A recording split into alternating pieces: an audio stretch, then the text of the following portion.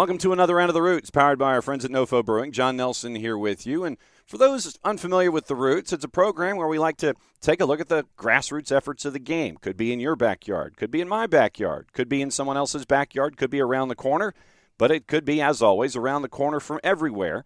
And this particular tour of the Roots, we go to Greenville, South Carolina. And it's an opportunity for us to look at an off-season of change for Greenville Triumph in USL League One.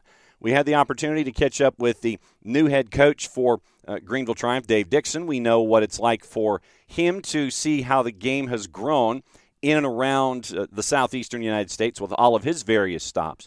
But what is it like for an individual who's from that particular footprint? What's it like for him to be a part of the growth of the game going forward? So we knocked on Greenville Triumph's door, and we got to catch up with their new general manager and sporting director, Zach Prince. And Zach, by the way, it's not just for Greenville Triumph, but it's for Greenville Liberty. So it's going to be his MLS and USL championship experience combined with his home state and now being a GM and a sporting director in USL League One. So here's our conversation with Zach Prince about what it's like to be the new guy in charge. What's it like for a guy from Irmo to be working for the local soccer club in Greenville now? It's really I'm really proud. I'm extremely proud to be in this position. I have a lot of gratitude towards Wallace, Bruce, Joe, Rick, the ownership group, for having so much trust in me to lead this organization. And I don't take that lightly. I look at soccer in South Carolina means so much to me in terms of I grew up here playing. I played in Greenville, as a player from Columbia, traveling up here and playing against the GFCs, DSAs, St. Giles, which ended up turning into CISA, and playing against the East Sides and Riversides in high school, and then continuing my career down in the Low Country in Charleston. And South Carolina means so much to me in terms of player development pathway for players that were just like me, being able to come through and eventually make their professional debuts. There's a lot of steps in between there, and what we want to do is provide a clear pathway for young boys and girls to be able to grow up and become professionals one day in their home state. And so to be able to be a part of that, and to provide that for players is really special to me. And you mentioned boys and girls, and I do want to get into Liberty here coming up in just a sec. But when this became available, what was it that sold it to you about wanting to be a part of what the Liberty and the Triumph want to do going forward? What was it other than the natural part about coming home?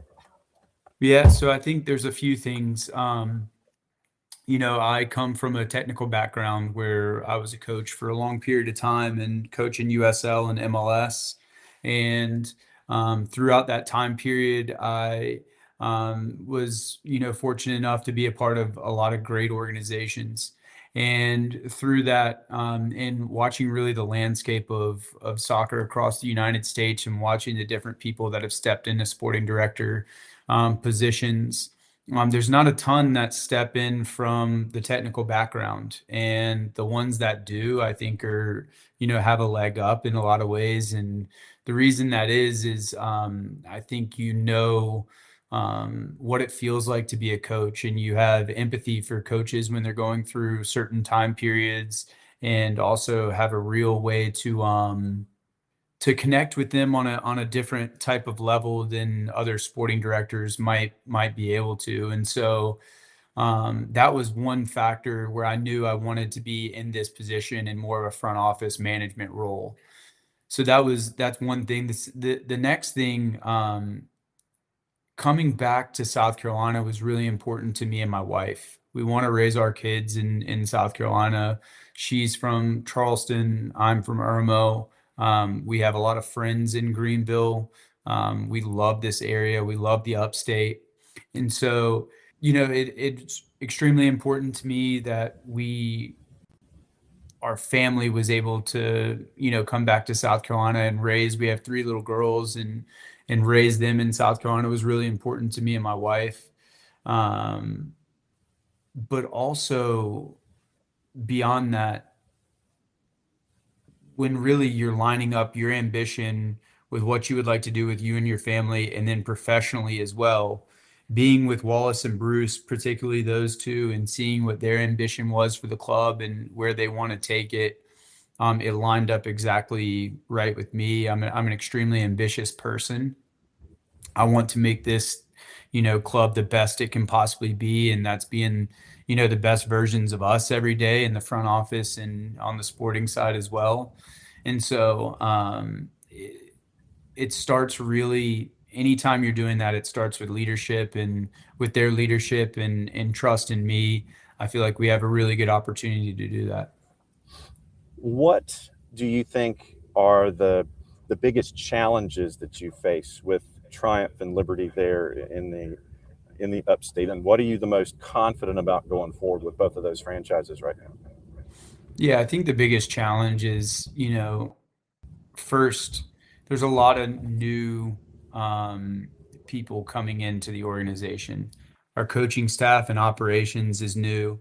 Our ownership group, a lot of the ownership group is new. Myself, I'm new. And so making sure that we are all aligned and really working together through this time period where we're not going to be playing at GE or Nova Park, and then we're going into GE or Nova Park. There's a lot of moving parts there. Also, making sure that um, hiring the right people, and first, with the first big hire for me was, Dave Dixon, which um, going through the interview process, we had a lot of great candidates, and for me, with him, the uh, the thing that separated him from everyone else is, first, he's an incredible human being, and a person that I feel lucky to be able to work with and collaborate with every day. But beyond that, he knew exactly what he wanted from a style of play standpoint. It's really important to me, coming from my coaching background, that we're really aligned in how we see the game and how we want the game to look. And with our style of play being, really a proactive team, we want to be aggressive. We want to be on the front foot, play in transition. These are really important things for me to identify in a coach, beyond him being, a top human being. And so when all these things started to align, and he gets hired, and we, get done with the contract, then you actually start to work with him. And man, I can't tell you how great that experience has been. We are constantly collaborating on every signing that we have, how we're identifying players, what we want the profile of the player to look like, not only from what they play on the field, but also there's a certain attitude that you have to be successful in this style of play. And yeah, I think for me, the collaboration that we've had is going to set us up for success. So I'm really excited to continue to work with him. You remember what that first meeting was like with Dave? Yeah, so I've known about Dave for a long period of time. A lot of players that I've either coached or been around have been coached by Dave as well. So I knew a bit about him coming into it. Also, some coaches that I've coached with have coached with him. So I knew a little bit about him, but then when we first started talking, and we got through kind of the part of the conversation that was more just catching up on who he was as a person. When we started to talk about the game, it was just so natural, and how we see the game, and how you can be successful in this style is very similar, but also at the same time, there's certain things we see differently and challenge each other on it, and it's a really healthy thing. And so I can't tell you, right away it was a great connection between us. There were some other really great candidates that are amazing people and will go on to do great things in their coaching career as well. But the connection with Dave and myself was just a little bit different, and so it just made it clear for me that this was the right guy. And I'm so happy that I can work with him and support him in any way that he needs. When it comes to the growth of the sport in the Southeast, I mean, you've seen it in South Carolina and various forms, and you've obviously seen it on the Major League Soccer level in a couple of markets on the Eastern Seaboard. What's it been like for you over the last, say, decade since the Triumph came online to see the sport grow where you knew it was going to grow? And what's it been like where you knew something and now the evidence is now empirical and not just out there in the ether somewhere? Yeah, I mean, first, when you're just looking at the growth of the sport from when I was a kid until now is pretty remarkable. And, you know, myself being lucky enough to be able to play in the USL and play for such a great organization in the Charleston Battery, that was really unique situation. And then, when the Triumph comes on and and announces, it was really interesting to me right away that, there's going to be another team in the state of South Carolina, and actually one that was closer to where I grew up than Charleston. And so that was really intriguing to me. And then they go off and have success pretty quickly.